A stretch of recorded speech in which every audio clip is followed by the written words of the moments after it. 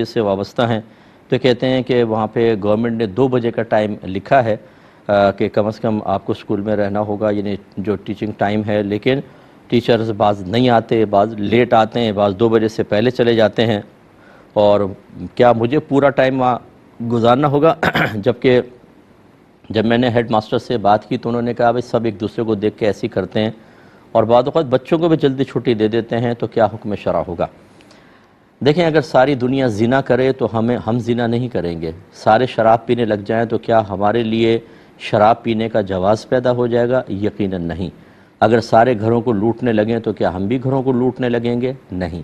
تو بس جواب یہ ہے کہ اگر سارے دنیا غلط کام کر رہی ہے، آپ کو شرعی تقاضا پورا کرنا ہی ہوگا۔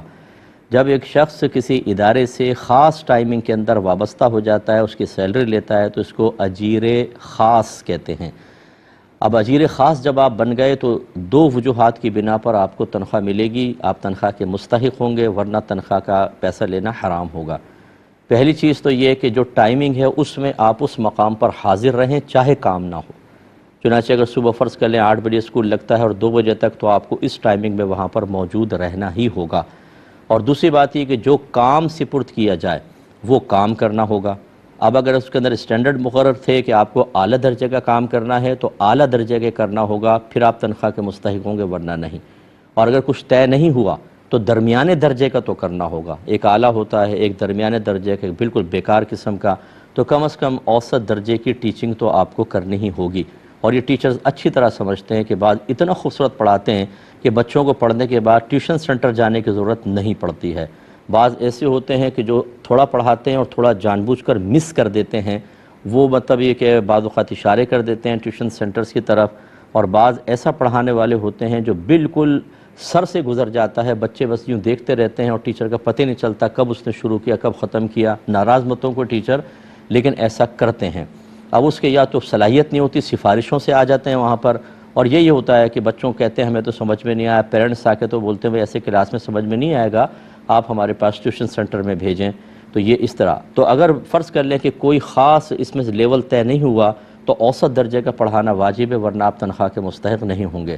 لہذا اب اگر کوئی جاتا ہے، لیٹ آتا ہے کچھ، آپ اپنے وقت پر آئیں، ٹھیک 2 بجے وہاں سے نکلیں، چاہے وہ سارے بچوں کو بھگا دیں، لیکن آپ کو وہاں پر اپنا ٹائم اسپینڈ کرنا ہوگا، تبھی آپ تنخواہ کے مستحق ہوں گے۔ اگر آپ جان بوجھ کر نہیں آئے، اس دن کی سیلری آپ کو نہیں ملے گی۔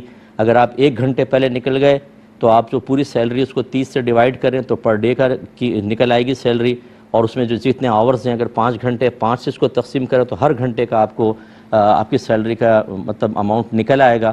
اگر 1 گھنٹہ آپ لیٹ ہوئے یا پہلے چلے گئے، اتنا اماؤنٹ آپ کو مائنس کرنا واجب ہوگا، ورنہ آخرت میں وبال جان ہے۔ یہ جتنے بیچارے گورنمنٹ امپلائی ہوتے ہیں، خاص طور پر ٹیچرز، خاص طور پہ پسماندہ علاقوں کے ٹیچرز، کہ سالہ سال سے تنخواہیں لے رہے ہیں، نہ بچوں کو پڑھاتے ہیں نہ کچھ، یہ آپ کو راحت و سکون بس عارضی ہے۔